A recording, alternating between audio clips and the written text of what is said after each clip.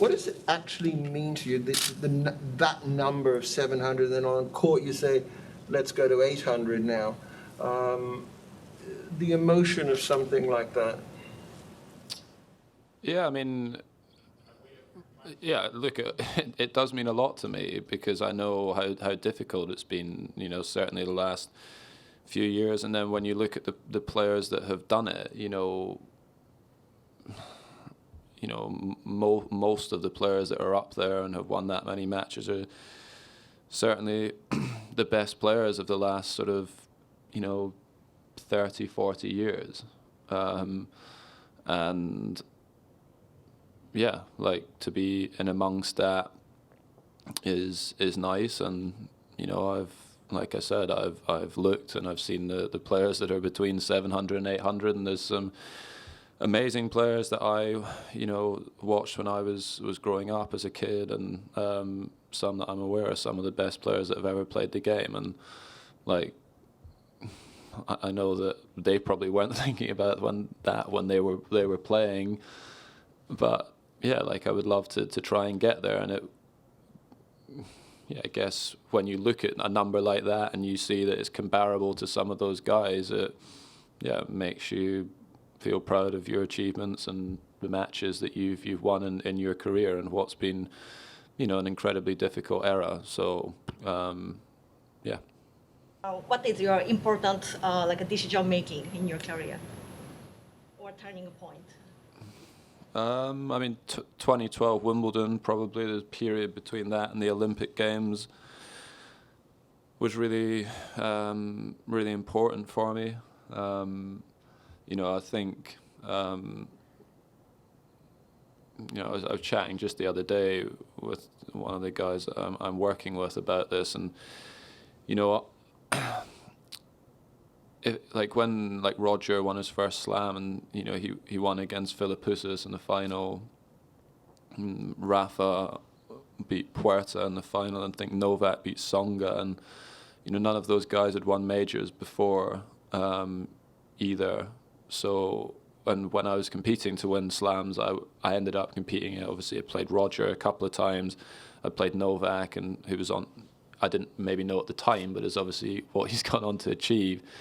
There's obviously really tough finals against guys that had won majors beforehand, and when I lost that Wimbledon final in 2012 against Roger, there was still pressure building and questions getting asked about me and whether I could win a Grand Slam and whether that was possible. And, I was asking myself those questions as well because I was working really hard to try and get there and was not managing to quite get over the line. And yeah, after that match against Roger in the 2012 Wimbledon final, was obviously very upset for a few days after that, and kind of accepted, I guess, that it might not happen. I may not win a major, but what I could control was, the effort and everything that I was putting into it and trying to keep going and keep improving, and, winning that sort of Olympics 4 weeks later against Roger in the final on the same court in the fashion that I did was a big step for me in my career, I think.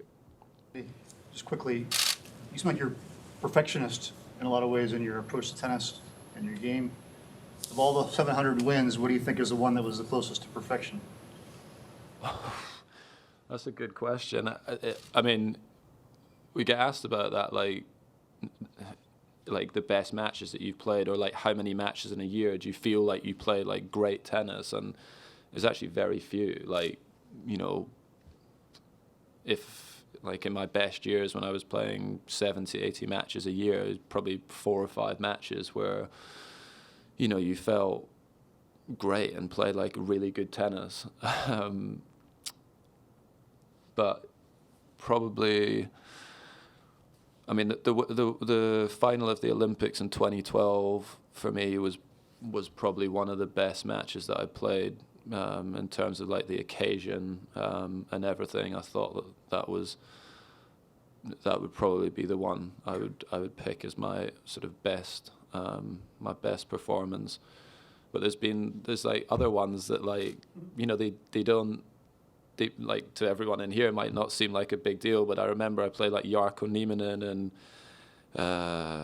in Canada when I was young. I was like, it was like 2007 maybe, something like that, and I thought I played a brilliant match. It was like in the second round, and yeah, just some matches like that where everything clicks and everything's perfect. Yeah. Andy, I don't know the ages of your kids, but you know you're different than most of the fathers that their friends would have at school. How much of an appreciation do they have that maybe you're a little bit different or better known by a lot of people outside, in the world? I think they're aware. My eldest one is aware now. She's 6, and yeah, she knows that I'm. Yeah, like sometimes she calls me Andy Murray, which I find incredibly awkward. And I'm like, no, like I'm Daddy. Like I'm not Andy Murray. I'm Daddy. And she now does it to wind me up because she knows it doesn't like it, especially when she's around her friends and stuff. So, yeah, like there's an awareness there. I mean, they're not bothered by that or whatever. And sometimes, yeah, I feel a bit uncomfortable as well. Like if I'm with them and someone asks for a photograph or a picture or whatever, like when I'm with them, because I don't know, it makes them feel uncomfortable a little bit. But yeah, they're not bothered by it. To be honest, I don't think they're that aware.